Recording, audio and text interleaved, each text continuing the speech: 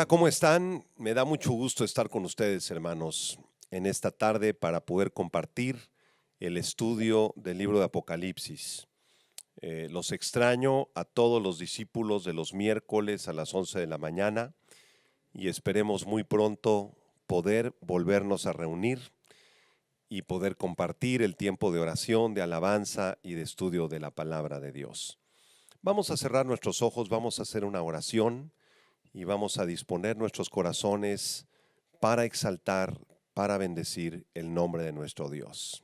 Así que cierra tus ojos ahí desde tu casa y vamos a orar. Padre, te damos gracias porque tú eres nuestro Dios, el Dios poderoso de Abraham, el Dios de los milagros, el Dios poderoso de Isaac, el Dios de las promesas. Y también eres el Dios poderoso de Jacob y de toda la nación de Israel, Señor. Te glorificamos, te bendecimos, Padre. Te adoramos en este día, Señor, y queremos cantar a tu nombre, en Cristo Jesús. Amén. Este canto tiene la letra de la bendición sacerdotal de Números capítulo 6. Quiero que lo escuches y que recibas esta bendición. Dios te guarde y bendiga, que extienda su amor y te muestre favor. Dios te mire con agrado y te dé paz.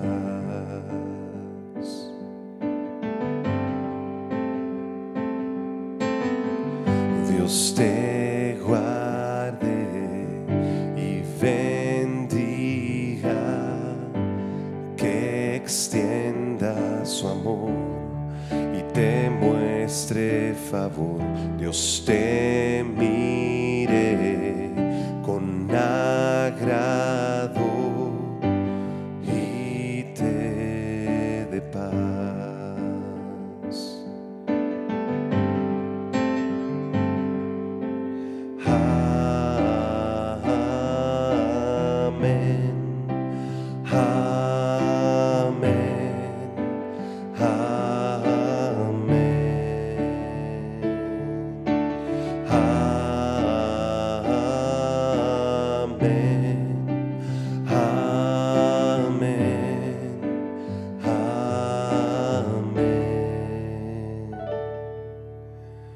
Dios te guarde y bendiga, que extienda su amor y te muestre favor. Dios te mire con agrado y te dé paz.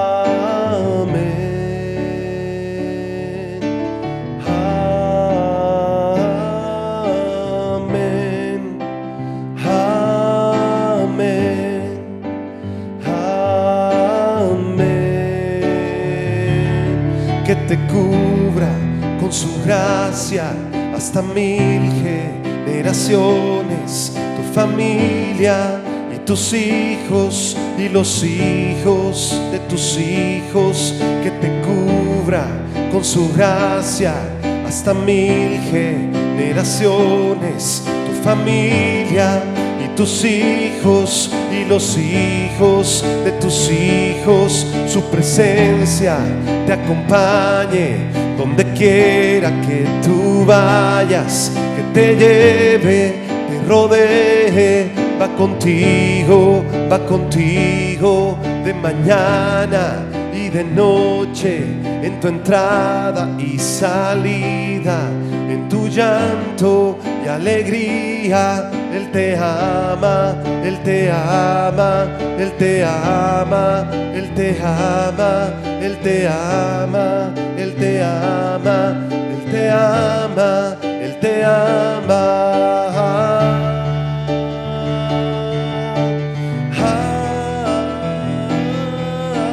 Amén, amén, amén, amén, amén, amén. Dios te guarde y bendiga, que extienda su amor y te muestre favor. Dios te mire con agrado y te dé paz. Vamos a disponer ahora nuestra mente y nuestro espíritu para recibir la palabra de Dios.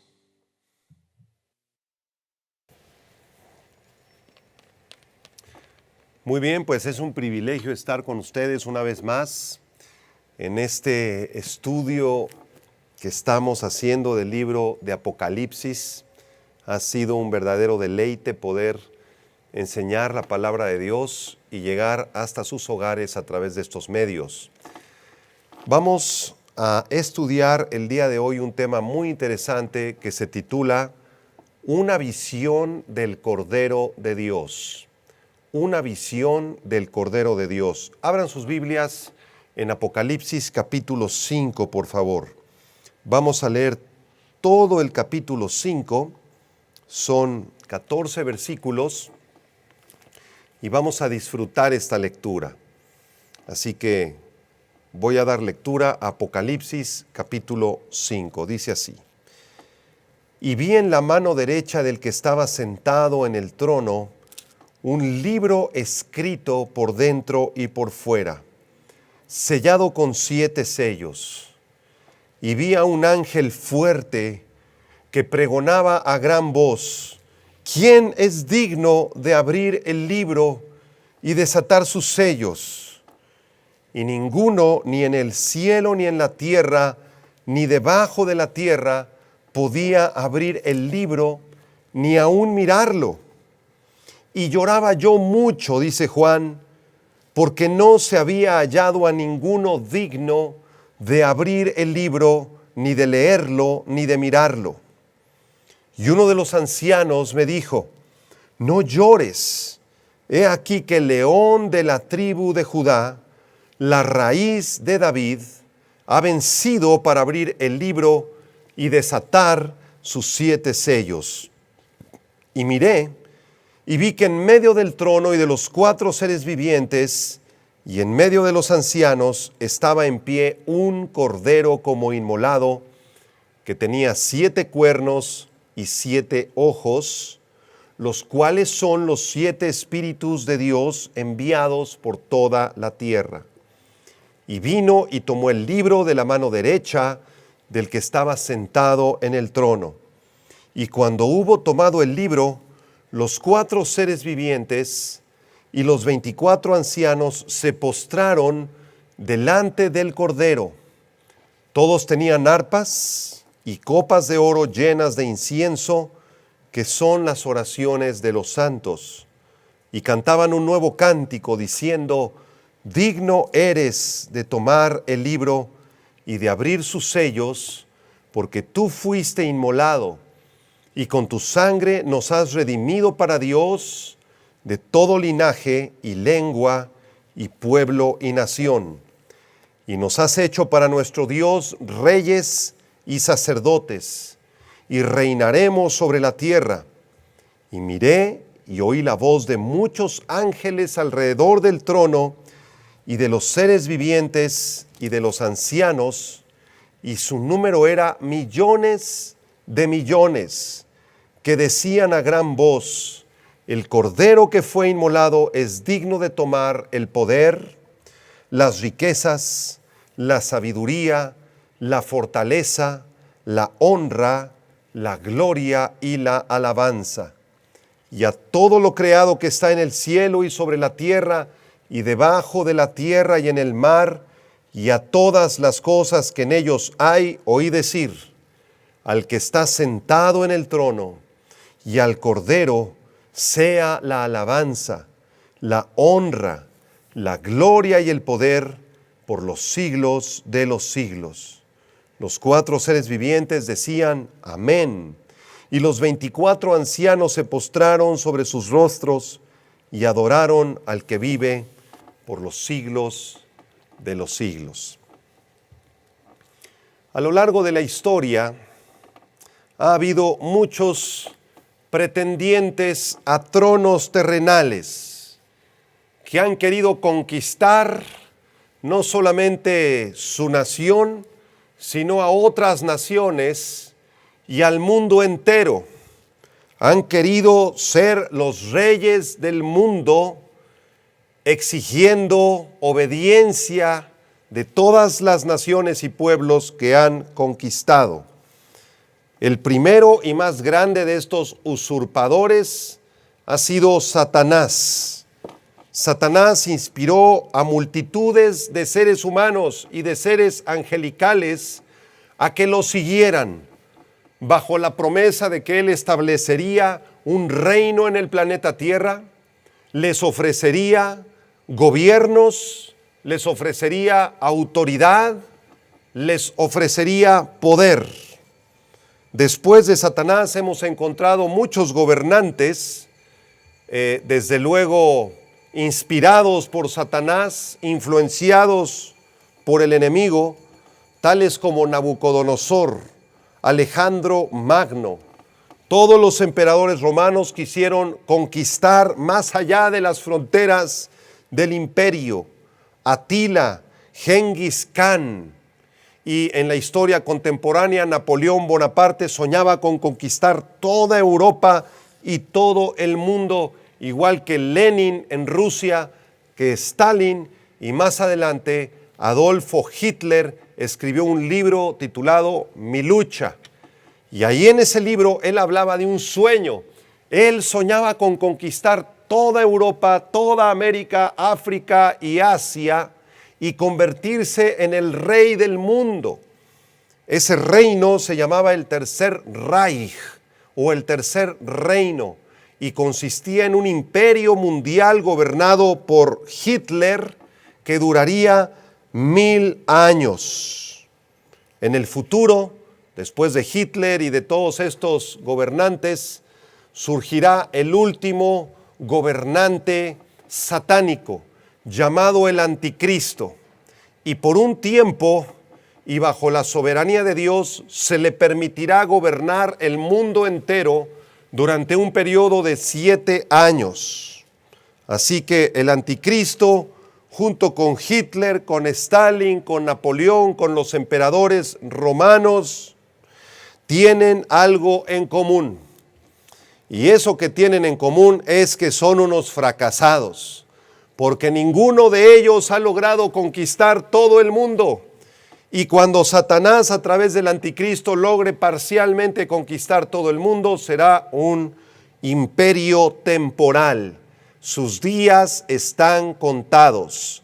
Satanás y todas sus huestes diabólicas y todos los gobernantes humanos que han querido conquistar el mundo son unos fracasados. Son unos cobardes y jamás lograrán cumplir sus planes perversos. Esto se debe a que solamente uno tiene el derecho, el poder y la autoridad de gobernar sobre este planeta Tierra. Y me refiero al Señor Jesucristo. El Señor Jesucristo es el Rey soberano del universo. Él creó todas las cosas que existen, sean visibles o sean invisibles, sean tronos, dominios, principados o potestades. Todo fue creado por medio de Él y para Él, y todas las cosas por Él subsisten. Así que Él es el único con el derecho de gobernar este planeta. En este capítulo de Apocalipsis, Juan se da cuenta de que en el cielo, después de la visión del capítulo 4 y de los mensajes a las 7 iglesias, Juan tiene esta visión, y en esta visión en el cielo ocurre una búsqueda. Se está buscando a alguien digno para seleccionar a ese digno y después alabarlo y adorarlo con un nuevo cántico. En el versículo 1, regresamos a Apocalipsis capítulo 5, dice el apóstol Juan: vi en la mano derecha del que estaba sentado en el trono, Dios, un libro escrito por dentro y por fuera, sellado con 7 sellos. Es importante saber que la mano derecha en la Biblia es un símbolo de autoridad y de bendición. Esto no quiere decir que Dios tenga manos, o que Dios tenga pies, o que Dios tenga ojos, porque Dios es espíritu, dice Juan capítulo 4. Dios no es materia. Dios no tiene un cuerpo físico como el que tú y yo tenemos. Entonces, cuando en la Biblia encontramos estas figuras de lenguaje hablándonos de la mano derecha de Dios, o de los pies de Dios, o de los párpados de Dios, esto en teología se llaman antropomorfismos. Son figuras de lenguaje que el Espíritu Santo inspiró a los autores bíblicos para revelarnos un atributo de Dios. Por ejemplo, cuando la Biblia dice que la tierra es estrado de sus pies, esto nos habla de que Dios es todopoderoso, de que Él está gobernando sobre el planeta. La tierra está debajo de sus pies. Eso no quiere decir que Dios tenga pies, sino que es una representación de la omnipotencia de Dios. Cuando la Biblia nos dice en el libro de los Salmos que sus párpados todo lo examinan, no quiere decir que Dios tenga párpados o que tenga ojos, sino que nos está hablando de la omnisciencia de Dios. Dios lo conoce todo, Dios lo ve todo.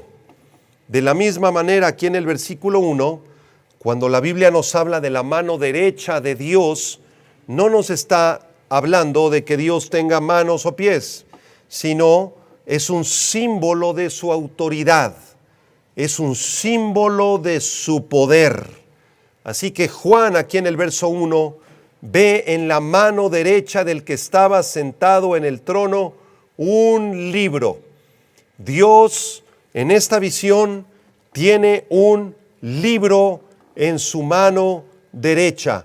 Él se encuentra sentado en su trono de autoridad, en su trono de poder, y ahí desde ese trono se le ve con este libro en su mano derecha. Esto nos habla de que ese libro contiene la autoridad de Dios.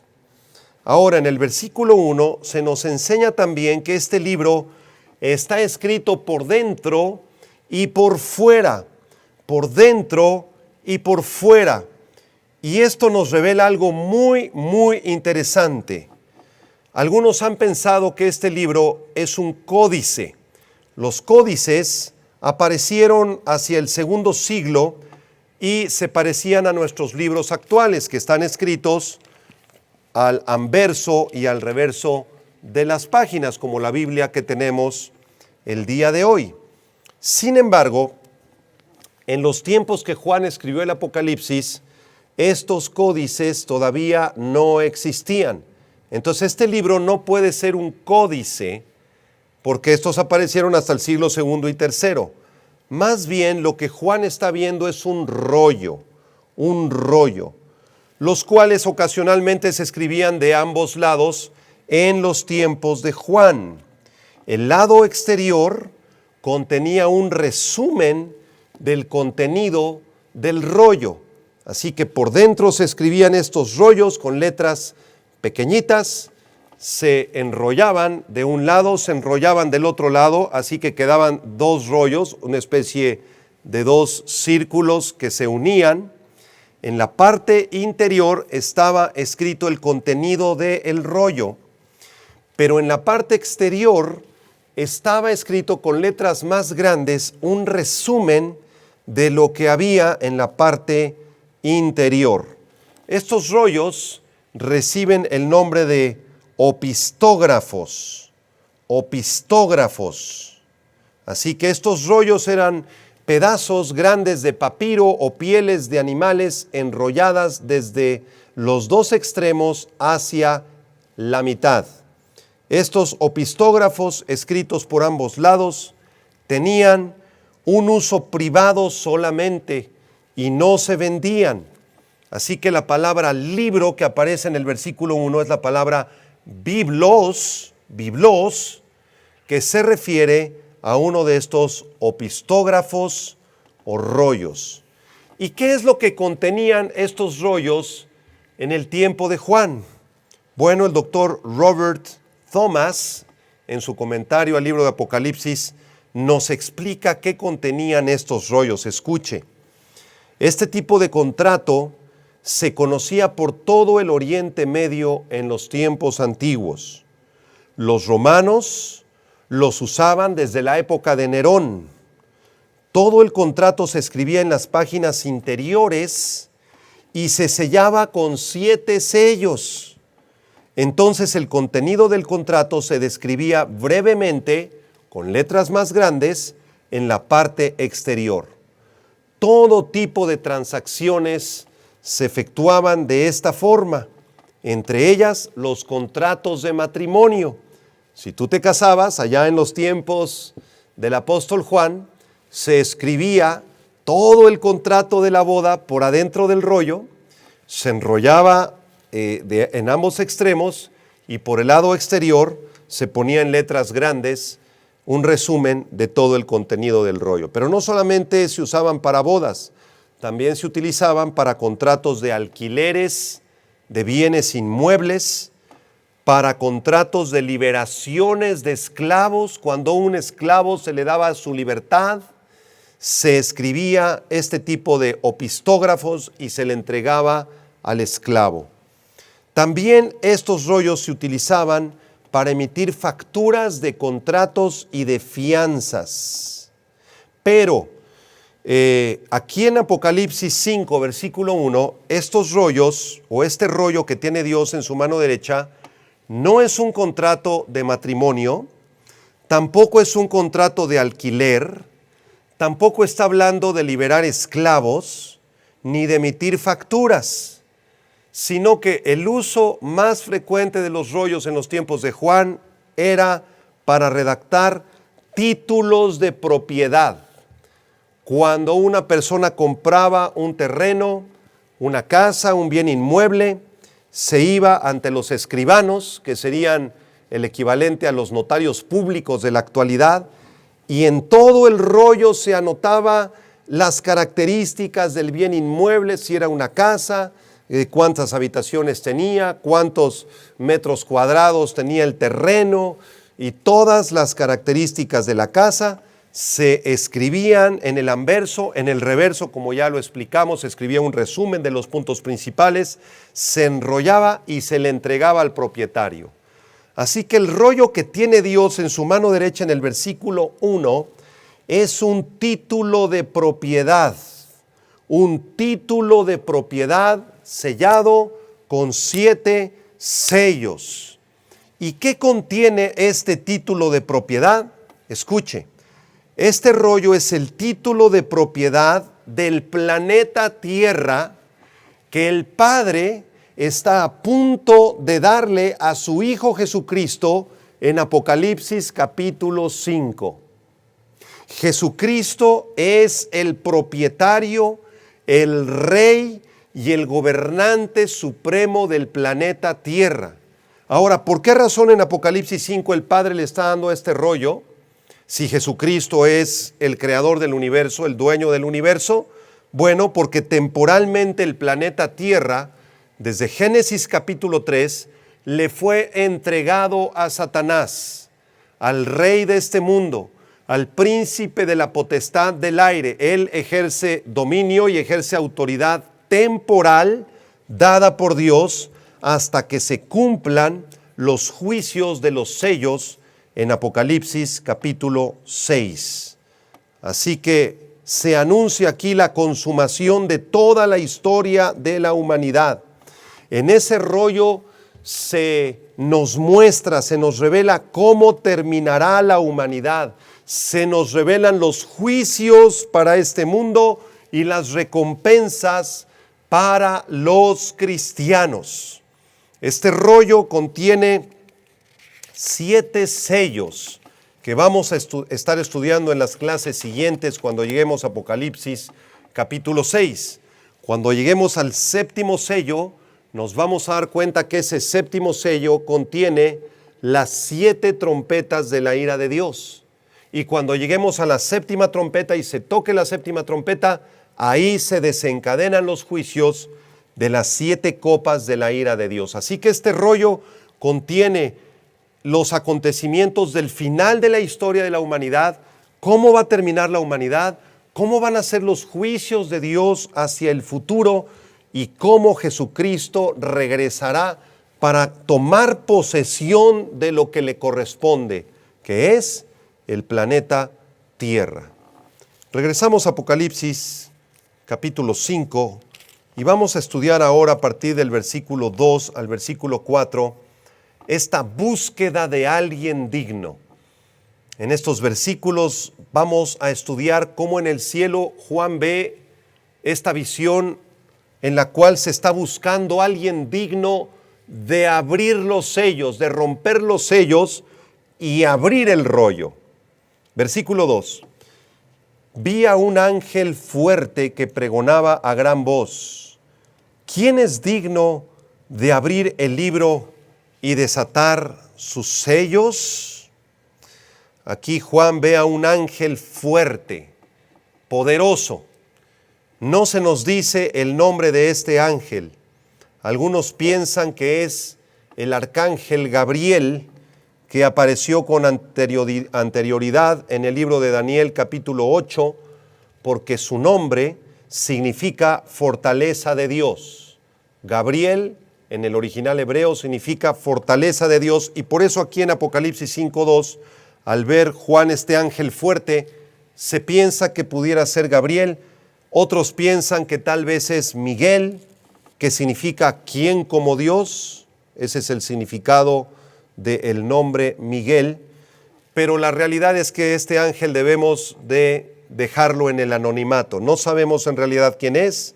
Es un ángel muy fuerte de Dios que está pregonando a gran voz. Megas es la palabra en griego. Gran voz, es un estruendo, es una voz fuerte y poderosa que llega hasta los últimos confines del universo. ¿Y qué es lo que está gritando este ángel? Versículo 2. ¿Quién es digno de abrir el libro y desatar sus sellos? ¿Quién es digno?, dice este ángel en los cielos. ¿Quién es digno?, pregunta este ángel en la tierra. ¿Quién es digno?, pregunta este ángel a los que están debajo de la tierra.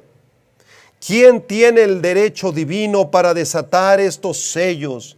¿Quién tiene poder para desatar los juicios de Dios? ¿Quién tiene el poder para derrotar a Satanás y sus huestes demoníacas de poder? ¿Quién tiene el poder para predecir los acontecimientos del futuro y eliminar el pecado y eliminar los efectos del pecado sobre toda la creación? Esa es la pregunta del ángel. Versículo número 3. Vean el versículo 3. Y ninguno, ni en el cielo, ni en la tierra, ni debajo de la tierra, podía abrir el biblos, el rollo, ni aún mirarlo. Así que mientras este ángel fuerte está hablando, está gritando, tratando de encontrar a alguien digno, todos los santos de todas las épocas, incluyendo a Abraham, Isaac, Jacob, a José, a Job, Moisés, David, Salomón, Elías, Eliseo, Isaías, Jeremías, Ezequiel, Daniel y todos los profetas del Antiguo Testamento, ninguno de ellos se encontró digno de abrir ese rollo. Cuando el ángel emitió esta pregunta en los cielos, los 4 seres vivientes, los 24 ancianos, todas las órdenes de arcángeles, ángeles, querubines y serafines se volteaban a ver unos a otros porque nadie de ellos, ninguno era digno de abrir el sello. Cuando esa voz retumbó en el planeta Tierra y aún debajo de la tierra, en el infierno, ningún ser humano, ningún ser angelical en todo el universo era capaz de abrir el libro y ni siquiera mirarlo. La enseñanza para nosotros, amados hermanos, de este texto es que nosotros somos seres muy imperfectos todavía. Ninguno de nosotros podría jactarse y presumir de algo que podamos hacer para el Señor.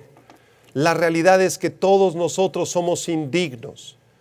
Y si fuimos salvados y perdonados y llamados santos, es solamente por la gracia y la misericordia de Dios. En el libro del profeta Isaías, capítulo 64, versículo 6, Isaías recalca esta verdad.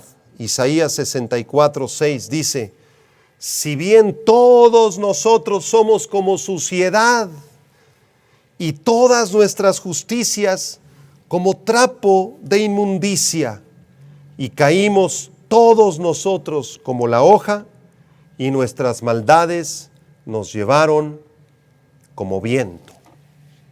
Ninguno fue encontrado digno de abrir el rollo, de abrir el biblos que contenía los juicios de Dios. Regresamos a Apocalipsis 5, vean ahora el versículo 4. ¿Qué hizo Juan ante esta visión? Imagínense a Juan ahí en el cielo teniendo esta visión, el ángel fuerte gritando, tratando de encontrar a alguien digno, y nadie se encontró digno para abrir el rollo. Entonces en el versículo 4 dice: y lloraba yo mucho, porque no se había hallado a ninguno digno de abrir el libro, ni de leerlo, ni de mirarlo.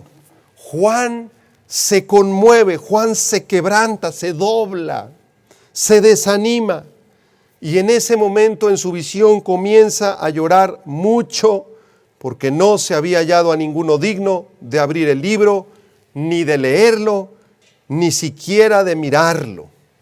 La palabra llorar en el idioma original griego es la palabra klaio, con K, K-L-A-I-O, klaio, y es la misma palabra empleada para describir el llanto de Jesús por Jerusalén.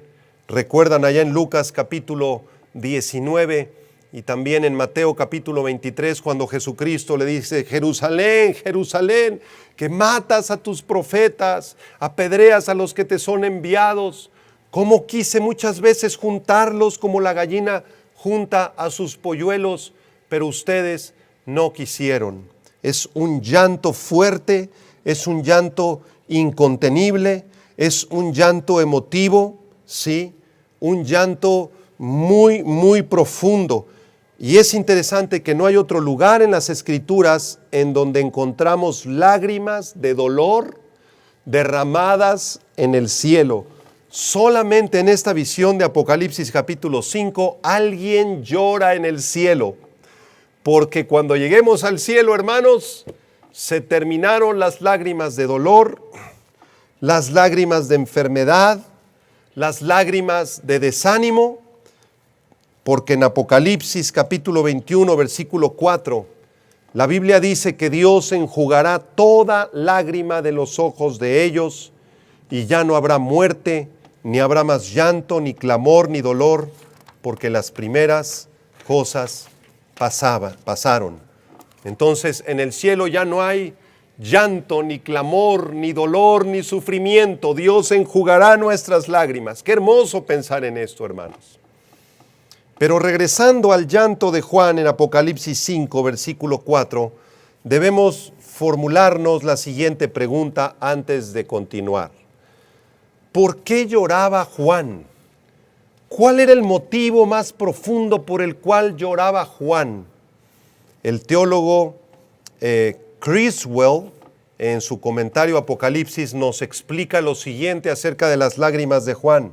Dice Criswell: las lágrimas de Juan representan las lágrimas de todo el pueblo de Dios a través de todos los siglos. Estas lágrimas del apóstol Juan son las de Adán y Eva cuando fueron expulsados del huerto del Edén y cuando se inclinaron sobre el primer sepulcro mientras regaban el polvo de la tierra con sus lágrimas sobre el cuerpo inmóvil de su hijo asesinado Abel. Lágrimas de dolor. También las lágrimas de Juan de Apocalipsis 5 son las lágrimas de los hijos de Israel en esclavitud, mientras clamaban a Dios en su aflicción y su cautiverio y le decían: Señor, ¿cuándo regresaremos a Tierra Santa? ¿Cuándo volveremos a nuestra amada Jerusalén? Y estaban cautivos en Asiria, cautivos en Babilonia, derramando lágrimas de aflicción y de cautiverio. Las lágrimas del apóstol Juan también son las lágrimas de los escogidos de Dios a través de los siglos, en su clamor al cielo. Son lágrimas de sufrimiento, lágrimas de enfermedad, cuando clamamos al cielo y decimos: Señor, ¿hasta cuándo vas a permitir que Satanás gobierne y que el pecado esté en la tierra y que los demonios atormenten a los seres humanos? Estas lágrimas son los sollozos y lágrimas que han salido del corazón y del alma del pueblo de Dios mientras miran a sus muertos, mientras estaban junto a sus sepulcros abiertos, mientras experimentaban las pruebas, los sufrimientos de la vida, las penas y las decepciones indescriptibles. Así que estas lágrimas de Juan son lágrimas de sufrimiento y de dolor, que también son las lágrimas de algunos hermanos que están padeciendo cáncer o que están padeciendo una enfermedad complicada, difícil. Son las lágrimas de aquellos hermanos en Cristo que han sido infectados con el coronavirus o que han muerto por este virus. Son lágrimas de sufrimiento y de dolor, pero al mismo tiempo son lágrimas llenas de fe y de esperanza en Dios. Así como Jesús le dijo a la viuda de Naín al haber ésta perdido a su joven hijo, en Lucas capítulo 7, versículo 13, Jesús le dice: no llores. Y acercándose tocó el féretro y los que lo llevaban se detuvieron y dijo: joven, a ti te digo, levántate. Jesús le dijo: ya no llores, porque he venido para resucitar a tu hijo.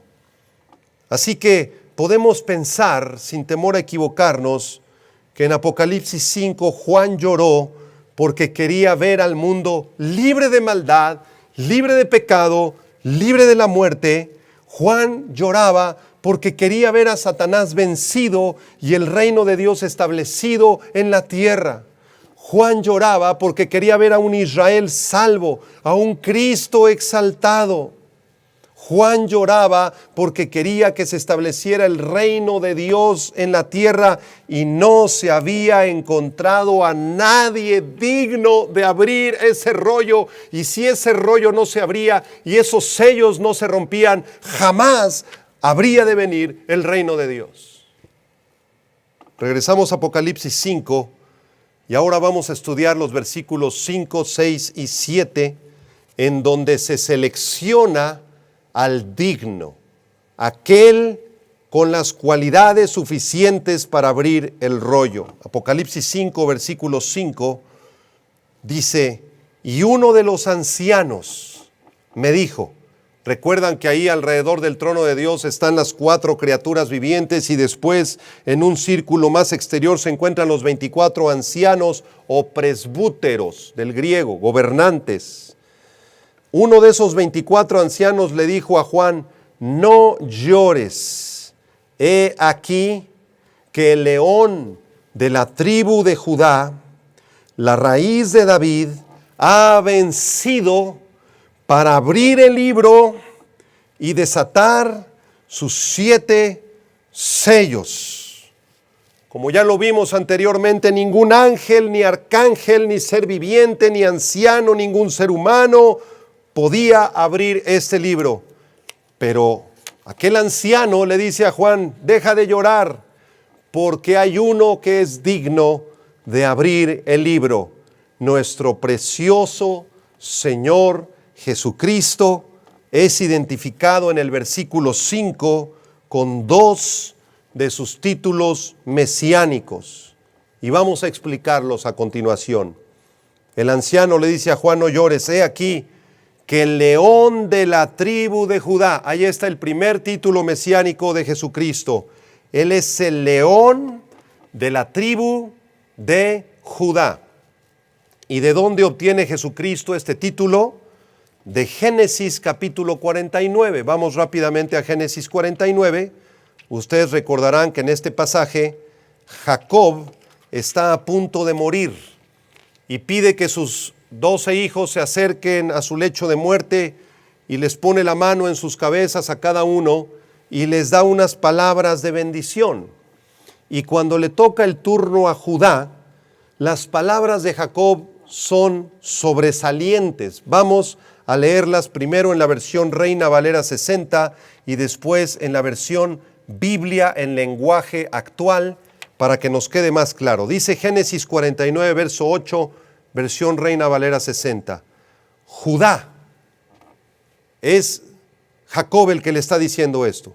Judá, te alabarán tus hermanos, tu mano en la cerviz de tus enemigos.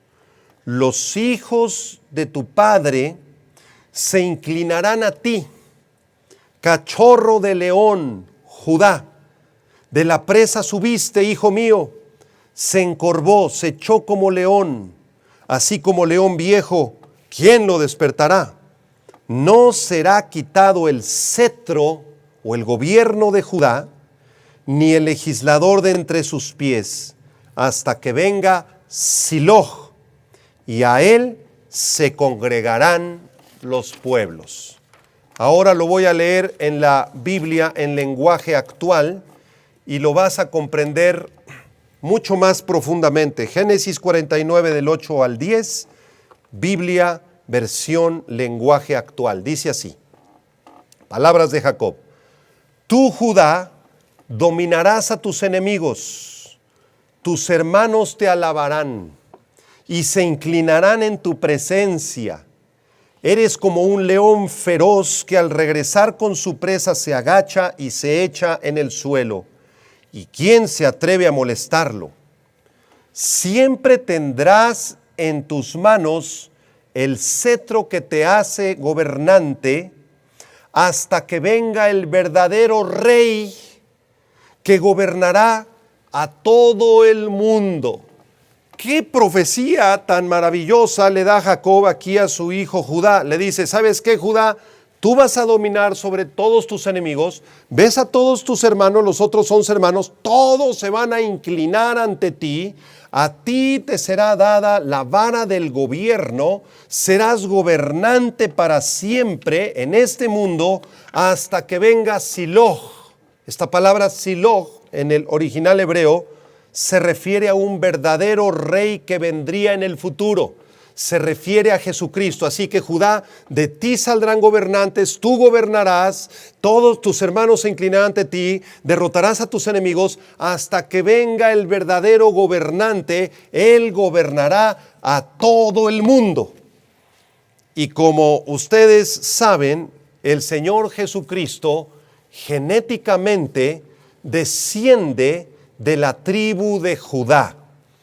Por esta razón y por el pasaje que acabamos de estudiar en Génesis 49, a Jesucristo se le dibuja o se le representa como un cachorro de león, el león de la tribu de Judá, un gobernante fuerte, un gobernante fiero y mortal para Satanás y sus huestes de demonios.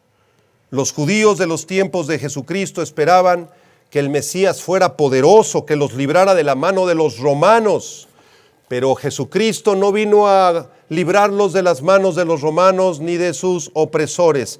Y debido a que Jesucristo no los libró, lo crucificaron. Porque la primera vez que vino Jesucristo no vino como el león de la tribu de Judá, vino como el Cordero de Dios que quita el pecado del mundo. La palabra cordero, arnion del griego, describe a un cordero chiquito, a un cordero bebé, un cordero inocente, exactamente igual a los corderos recién nacidos o más o menos de un año de nacidos que tomaban los sacerdotes para ofrecerlos en la fiesta de la Pesaj o de la Pascua. Así que Cristo vino como un cordero inocente en su primera venida, pero en su segunda venida, acá en Apocalipsis, Él ya no viene como cordero, Él viene como el león de la tribu de Judá que desgarrará, que juzgará y que destruirá a todos sus enemigos. Ese es el primer título mesiánico que se le revela a Juan en Apocalipsis capítulo 5, ahí en el versículo número 5. Pero hay otro título mesiánico que se le muestra a Juan. No solamente se le llama el león de la tribu de Judá a Jesucristo, sino también que se le llama la raíz de David. La raíz de David ha vencido para abrir el libro y desatar sus 7 sellos. Esta expresión, la raíz de David, se refiere a que Jesucristo no solamente era descendiente genético de Judá, sino que también era descendiente genético del rey David, Y esto se confirma en el libro del profeta Isaías, en el capítulo 11. Si me acompañan a Isaías, capítulo 11, ya lo leímos en las clases pasadas, vamos a repasarlo. Isaías 11, versículo 1, dice: saldrá una vara del tronco de Isaí, como si este tronco hubiera sido talado, y saldrá un vástago, un retoño, un pámpano retoñará de sus raíces. Y más adelante en el versículo 10 de este mismo capítulo dice: acontecerá en aquel tiempo que la raíz de Isaí, la cual estará puesta por pendón a los pueblos, será buscada por las gentes y su habitación será gloriosa. ¿Quién es esa vara del tronco de Isaí? Definitivamente el Señor Jesucristo. Es su segundo título mesiánico, la raíz de David. Y por si fuera poco, en el Nuevo Testamento se nos vuelve a confirmar que Jesucristo era descendiente directo del rey David a través de su madre Miriam o María y a través de su padre adoptivo José. Recordemos que Jesucristo fue engendrado por el Espíritu Santo en el vientre de Miriam. Así que José pasó a ser su papá adoptivo. Y es interesante que tanto José como Miriam eran descendientes directos del rey David. Si tú revisas la genealogía que aparece en Mateo capítulo 1, esta genealogía va del pasado al presente, desde Abraham hasta Jesucristo, y es la genealogía de José, el esposo de María. Si tú revisas la genealogía de Lucas capítulo 3, esa genealogía va del presente hacia el pasado, desde Jesucristo hasta Adán, y es la genealogía que corresponde a María, y ambas genealogías, tanto la de Mateo capítulo 1 como la de Lucas capítulo 3, mencionan entre los ascendientes de Jesucristo directos al rey David, del lado paterno por José y del lado materno por Miriam. Así que por esta razón Jesucristo es el único digno de tomar este rollo, este biblos, porque Él es el rey legítimo, descendiente de David y el león de la tribu de Judá, el único que puede destruir a los enemigos de Dios.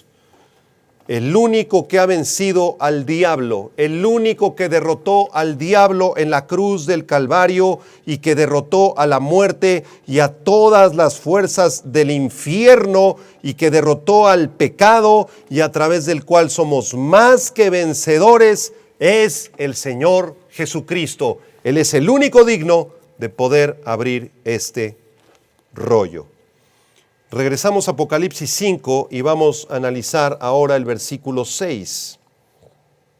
El versículo 6 dice, y miré, dice Juan, y vi que en medio del trono y de los 4 seres vivientes y en medio de los ancianos estaba en pie un cordero como inmolado, que tenía 7 cuernos y 7 ojos, los cuales son los 7 espíritus de Dios enviados por toda la tierra. Aquí el apóstol Juan tiene esta visión después de que el anciano le dice, no llores, Juan, mira, el león de la tribu de Judá, la raíz de David, él es el digno.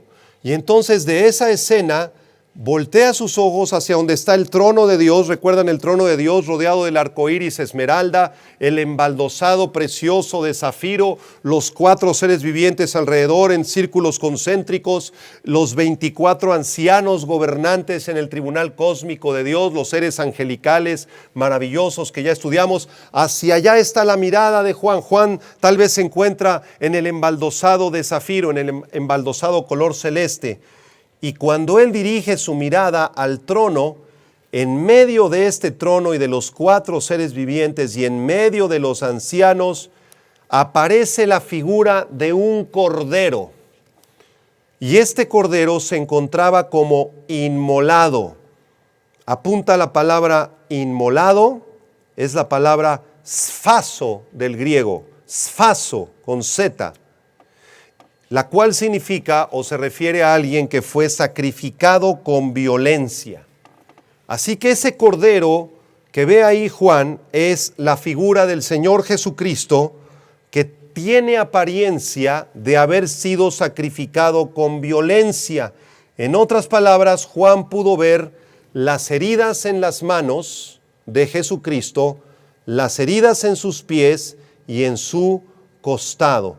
Lo ve como un cordero porque Jesucristo es el Cordero de Dios que quita el pecado del mundo. Y Jesucristo en esta visión está a punto de desatar los juicios sobre la tierra, lo cual nos enseña que no hay gloria sin sufrimiento. Jesucristo tiene el derecho de desatar los sellos y de juzgar a las naciones, porque Él, a través de su sacrificio, como ya lo explicamos, derrotó a Satanás y derrotó a la muerte. Ahora es muy importante que tú comprendas el resto del versículo 6. Vamos a explicar la palabra cordero. Esta palabra cordero es la palabra griega arnion, y es la forma diminutiva de la palabra arnos. Arnos quiere decir cordero. Es un cordero, un borreguito ya maduro, pero la palabra arnion no es un cordero maduro, es un borrego maduro, es un corderito doméstico, es un corderito de 1 año. Y esto nos recuerda, como les explicaba hace un momento, al Cordero de la Pascua en Éxodo capítulo 12. Las familias judías debían guardar un corderito de 1 año de edad sin mancha, sin contaminación, durante 4 días antes de ser sacrificado en la fiesta de la Pascua. Así que lo guardaban 4 días con anterioridad, lo cuidaban, lo seguían alimentando, verificaban que era un cordero perfecto, sin mancha, sin contaminación, y entonces lo entregaban para ser sacrificado en el día de Pesaj. El día de Pesaj, anótalo, es el día 14 del mes judío de Nisán, el 14 de Nisán. Por esa razón, la Semana Santa, cuando llegan las fechas de Semana Santa, siempre se mueve la fecha. No sé si lo has notado, a veces cae en marzo, a mediados de marzo, a finales de marzo o a principios de abril. Y siempre hay que estar al pendiente cuando cae la Semana Santa, porque el calendario a través del cual se calcula la Semana Santa es un calendario judío. Y nosotros estamos regidos por un calendario gregoriano. El calendario judío es un calendario de 30 días todos los meses. Así que el día 14 de Nisán sería sacrificado este corderito, ¿verdad? Esto significa que el día 10 de Nisán tenían que apartar al corderito para verificar que fuera perfecto, para entregarlo 4 días después, el día 14. Y este es un detalle muy interesante porque el día 10 de Nisán del año 32 de la era cristiana, Jesucristo estaba entrando a la ciudad de Jerusalén, la entrada triunfal a Jerusalén. Cuando salió toda la ciudad y lo exaltaron, Hosana, bendito el que viene en el nombre del Señor, y aventaron palmas ahí. Ese día fue día 10 de Nisán, y esto nos muestra que la nación de Israel estaba aceptando a Jesucristo como su Cordero que quita el pecado del mundo. Así que Juan ve a este Cordero en Apocalipsis 5 como inmolado, así como lo describe Isaías capítulo 53, versículo 7. Angustiado él y afligido no abrió su boca, como cordero fue llevado al matadero, y como oveja delante de sus trasquiladores, enmudeció y no abrió su boca. Jesucristo es el Cordero de Dios, el corderito de un año, un corderito inocente, noble, precioso, con una mirada limpia, una mirada santa, que se entregó en la cruz por ti, por tus pecados, para pagar todas tus traiciones, todas mis maldiciones. Él se entregó por nosotros. Y este Cordero, para terminar, regresamos allá a Apocalipsis 5, versículo 6, tenía algunas características. La primera característica es que Él se encontraba de pie como inmolado. Eso quiere decir que sus heridas mortales eran visibles claramente en sus manos y en sus pies. Sin embargo, Él estaba de pie, Él se encontraba vivo. Es una evidencia más de la resurrección de Jesucristo. Además, no solo estaba de pie, sino también tenía 7 cuernos. Debemos recordar que los cuernos en la Biblia simbolizan fortaleza y poder, porque en el reino animal son utilizados para ejercer dominio e infligir heridas en el combate. Además, el número 7 es el número de la perfección, del poder absoluto. Así que el hecho de que este cordero tuviera 7 cuernos no es una descripción física, no quiere decir que Cristo tenga físicamente 7 cuernos, sino que es un símbolo, una representación simbólica del poder completo, perfecto y absoluto que ese corderito tiene. Aunque es un cordero inocente, también es poderoso y perfecto. La tercera característica que se nos revela en el versículo 6 es que tenía 7 ojos, los cuales son los 7 espíritus de Dios enviados por toda la tierra, dice Juan. Estos 7 ojos representan las manifestaciones del Espíritu Santo enviados por toda la tierra y en toda su plenitud. Jesucristo, el Hijo, el Padre y el Espíritu Santo comparten la misma naturaleza, aunque son personas diferentes. Así que en Jesucristo, en estos 7 ojos, vemos la manifestación gloriosa del Espíritu Santo por toda la tierra, además de que nos hablan de la omnisciencia de Jesucristo. Jesucristo sabe todas las cosas y Jesucristo conoce todas las cosas. Terminamos con el versículo 7. Apocalipsis 5:7 dice, y vino el Cordero de pie, con 7 cuernos, con 7 ojos, y tomó el biblos, tomó el rollo, tomó el libro de la mano derecha del que estaba sentado en el trono. Este es un acto grandioso, el punto culminante, el éxtasis de este pasaje monumental, porque aquí se nos revela que Jesucristo se acerca al Padre y toma el libro de la mano derecha de Dios, del que estaba sentado en el trono. El Padre por fin le entrega el título de propiedad del planeta Tierra a Jesucristo. Es como si el Padre le dijera, hijo, llegó el momento que juzgues a Satanás, que juzgues a sus demonios, que juzgues al anticristo y al falso profeta y a todos aquellos que te han negado. Júzgalos y toma posesión de lo que te pertenece, el planeta Tierra. Establece tu gobierno ahí. Es muy interesante que esta misma escena de Apocalipsis 5, versículo 6 y 7, aparece también en el Antiguo Testamento en el libro del profeta Daniel. ¡Qué interesante! Porque esto nos confirma que lo que estamos estudiando es cierto. Aparece en Daniel capítulo 7, versículo 13 y versículo 14. Miren lo que dice. Daniel 7, 13 y 14. Miraba yo en la visión de la noche, y he aquí con las nubes del cielo venía uno como un hijo de hombre. ¿Quién es ese hijo de hombre? Cristo, que vino hasta el anciano de días. ¿Quién es el anciano de días? Dios.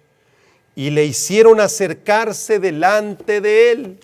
Entonces Daniel ve esta visión, uno semejante al Hijo del Hombre, que es Cristo, el Cordero de Dios, y entonces se le da la instrucción de que se acerque al anciano de días, que es su Padre. ¿Y qué pasó? En el siguiente versículo, versículo 14, Daniel 7, 14, dice, y le fue dado dominio, gloria y reino para que todos los pueblos, naciones y lenguas le sirvieran. Su dominio es dominio eterno, que nunca pasará, y su reino uno, que no será destruido. Es exactamente la misma visión de Apocalipsis 5, con la excepción de que Daniel no alcanza a ver el rollo, el biblos, el libro sellado con 7 sellos. Eso no aparece en Daniel. Apocalipsis nos complementa la imagen a través de este título de propiedad, ¿verdad?, que el Padre le da a Jesucristo.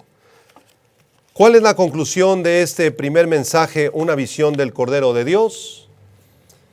La conclusión es de que nuestro Señor Jesucristo es el Rey de este mundo.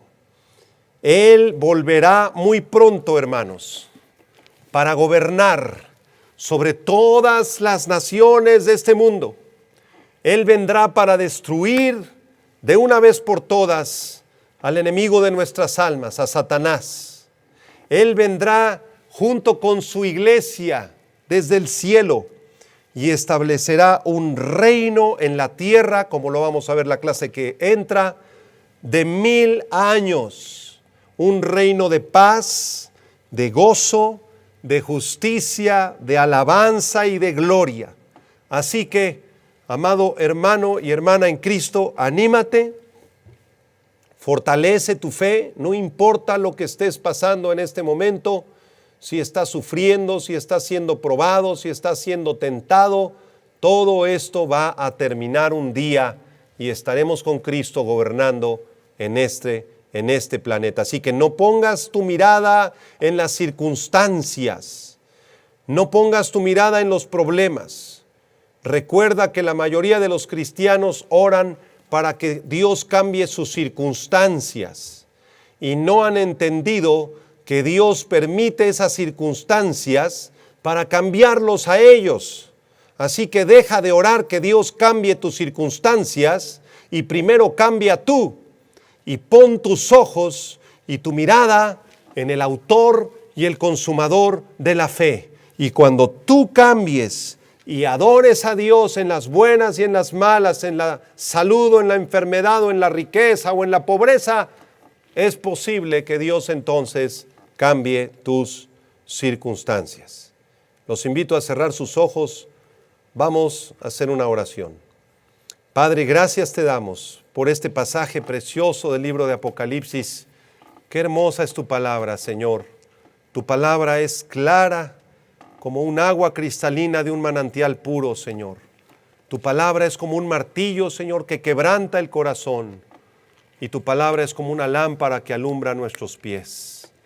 Señor, en este momento te entregamos nuestras cargas, nuestras angustias, nuestros problemas, nuestras enfermedades y todas nuestras preocupaciones. Tú eres el Rey del universo y tú vendrás pronto a reinar sobre un mundo, Señor, que está caído. Tú tomarás muy pronto el título de propiedad del planeta Tierra y establecerás un reino de 1000 años, un reino de paz, de justicia y de amor. Y nosotros, que somos tus hijos y tu iglesia, gobernaremos junto contigo.